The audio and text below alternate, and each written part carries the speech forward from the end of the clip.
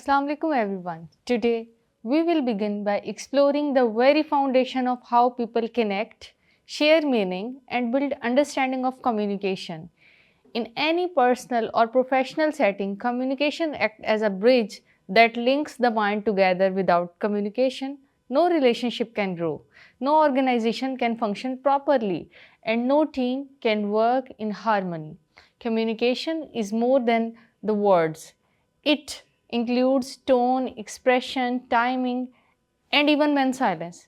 When we communicate effectively, we transfer our thoughts in a way that other person receives them clearly and correctly. When we communicate properly, misunderstandings when we do not communicate properly, misunderstandings arise and conflict arise as well. So, communication can be described as the process in which one person sends message to another person who receives it, and both try to create the same meanings from the message. Imagine that you are giving instruction to a student. You might speak clearly, but if they interrupt during the communication, then your communication will be of no use. It will be disturbed, and you will not be able to communicate clearly. That is why the communication requires attention, clarity, simplicity as well. Now let us talk about the elements inside communication. Every communication process begins with sender who has an idea, and the other person who is going to receive the message.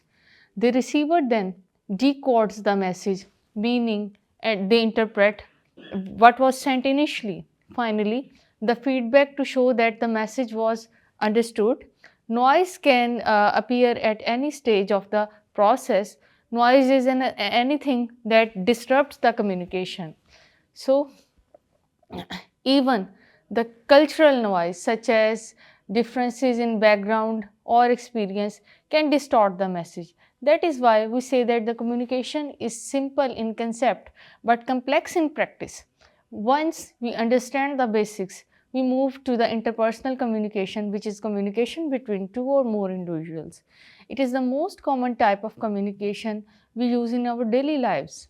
Whether we are greeting our colleague, explaining a concept to a student, resolving a conflict with a team member, or interacting with the customer, or engaging with any person, such kind of communication is called interpersonal communication. And interpersonal communication depends heavily on both verbal and non-verbal behavior. Verbal communication includes the words we choose, but non-verbal communication includes postures, gestures, eye contact, tone of voice, and facial expressions. Sometimes non-verbal cues carry more meaning than words. For example, if a teacher says, "Good job," without enthusiasm, it gives a different feeling than saying the same phrase with warm response. So, the effectiveness of interpersonal communication increases when verbal and non-verbal messages support each other rather than they contradict each other. Another important aspect of interpersonal communication is listening. Many people hear, but very few truly listen. Effective listening requires focus, patience, empathy, and strong consideration. It involves giving attention to what the other person is trying to deliver. When strong interpersonal communication also involves emotional intelligence, the ability to understand one's own emotions and the emotions of others.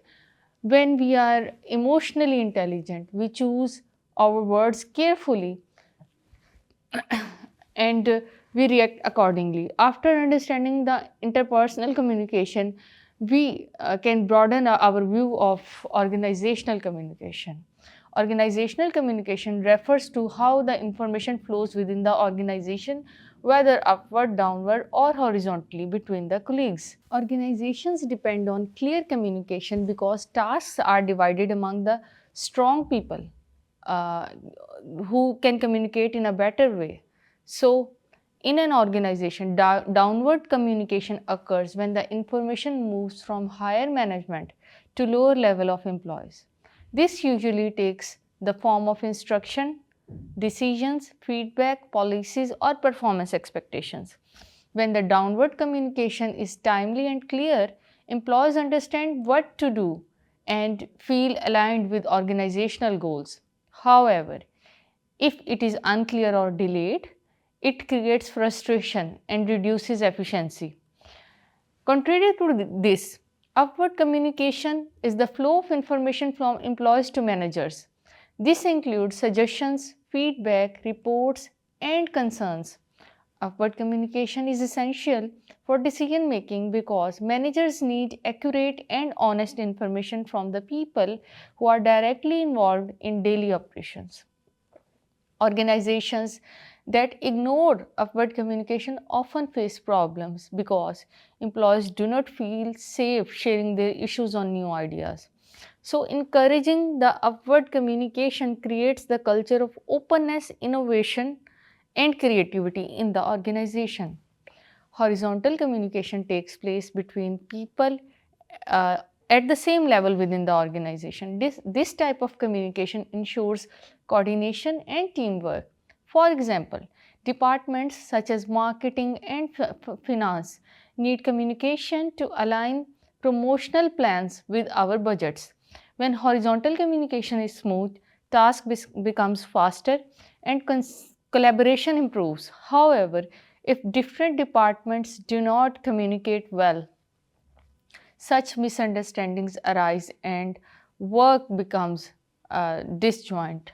Organizational communication is also deeply influenced by the organizational culture. If the culture values transparency, the employees will communicate more openly. If the culture is authoritarian, communication may be limited or filtered out. Similarly, technology leadership style and organizational structure all shape the flow of communication. Before closing this part of our lecture, it is important to connect the interpersonal and organizational communication. Although these topics may seem different, but they are closely interrelated to each other. Interpersonal communication is the building block of organizational communication. When the individuals within the organization communicate well at the interpersonal level, the overall communication system becomes healthy. When the individuals struggle to express themselves, listen, or collaborate in the organization's communication, it weakens the communication. Therefore, the understanding of communication at the personal level help us perform better at the organizational level.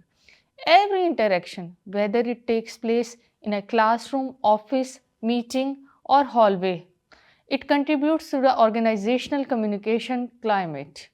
This brings us to the transition of our lecture. In our second part, we will use these foundations to discuss the information technology and how the information technology affect the organization communication issues in the modern organization we are living today. So, technology is now essential tool through which we communicate the flows. In our next part, we will explore how the digital tools have changed the communication landscape and how the employees and organizations must adapt these changes. Till then, take good care of yourself and revise this lecture at your very own. And till then, thank you very much. Allah Hafiz.